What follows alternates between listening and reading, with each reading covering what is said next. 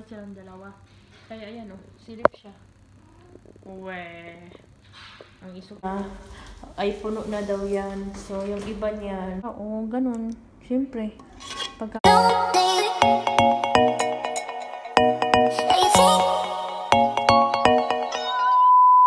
hingaw kayo. Kalibutan guys. Namiring sa buko. Hi! How are you? Wow. Dali na. Hingaw kayo panahon guys. Gawan ba yan dali sa Kuwait niya sa Pilipinas pag kagawan sa. Come here na ba? Dali. You want to eat? Hingaw ang kalibutan. Nga pa to alas 3 mga ulit tong akong amog akong mga alaga. So ang nabilin diri kamera sa akong kauban. Ano nga mingaw kinaman na ba akong luto. Naglingkod-lingkod na lang ko, di ba? Ano siya guys? Ayan. Nagbuli-buli lang tayo. So ayan guys, maglagay tayo ng mga plato at mga kutsara doon sa mesa ng amo kasi tanghalian nila. Pauwi na yung mga bata. So ayan. So, 3 lang silang kakain kasi yung amo naming lalaki is nasa bakasyon and then yung dalaga is hapon pa sila uwi guys. So alas 2 na ng tanghali. So kailangan na natin mag-ready sa mesa nila. So ilagay na natin to. Ito lang. 3 lang yung ano natin. So ganito lang yung buhay ko. Simple lang. Sa araw-araw na pagiging isang katulong. Hindi mabigat yung trabaho. Normal lang. Tapos yung pagluluto ko, konti lang din. So lagay mo na natin to ha. Ayan. Tingnan mo nyo ang alas 2 ng hapon guys. Tahimik na tahimik kasi nag-uulan. So, yan. O, diba? So, simple lang. May pusa kami dito. O. Yung pusa namin. Kumain yung pusa namin. So, yung security guard. Busy sa cargo niya. Ay, puno na daw yan. So, yung iba niyan. Ipa-air cargo na. Ipa-high cargo na lang daw niya. Sa kusina, ang niluto ko today guys, white rice. And then, syempre, hindi mawala yung adobo natin. Ay, yung adobo natin na kulay luspad. At nagluluto ako ng carnero. Ayan o.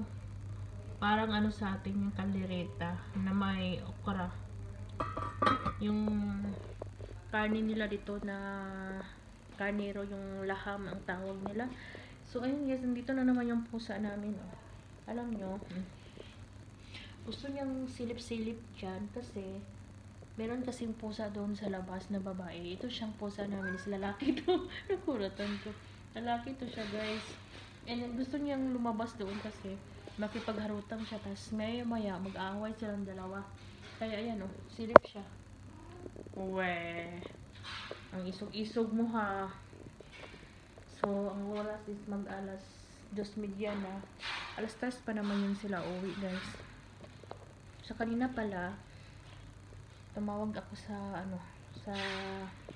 Pinas, sa pamilya ko, sa mama ko guys. Nakipag-usap ako kasi naboboring nga ako. Ayun nga. Yung bang matapos na yung kontrata mo. Matapos na yung kontrata ko sa June. Tas walang akong ganun. Wala akong pera, wala akong ipon. Kaya tiis muna. Kasi yung kasama ko, uwi naman din siya sa July, tas balik siya ng August. So hindi ako talaga makauwi guys kasi walang maano dito sa bahay. So ako na lang yung pumili na. Ako na lang yung mag-extend. So, yan yung ano natin. Yung taladya natin, guys. So, ako yung mag-extend. Ako ng kontrata. Kasi tapos na yung kontrata ko sa June. And then, extend ako ng ilang buwan. Pero yung kontrata ko is 2 years lang papermahan ko ulit. Ano natin, guys. So, kuha tayo ng yung tawag doon yung pabango niyan. Yan pala. Ito yung ano, meron tayong mga spray dito, mga pabango sa bahay kasi parating na sila. Tingnan nyo kayo. Kahoy. Kilala nyo ba to? May huwagang. Maglagay tayo ng pagkain ng maniho natin guys. Tingnan nyo yung karnero. Ano yan siya? Patatas, tas okra.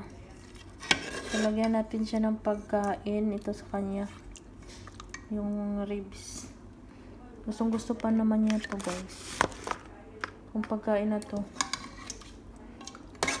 Gusto niya to. Pero sa totoo, ako ang nagluluto nito guys. Pero hindi ako kumakain. Tinitikman ko lang yung lasa kung mapait, pait. Kung maalat ba siya o ganun. Siyempre, pagkain to ng amo, 'di ba?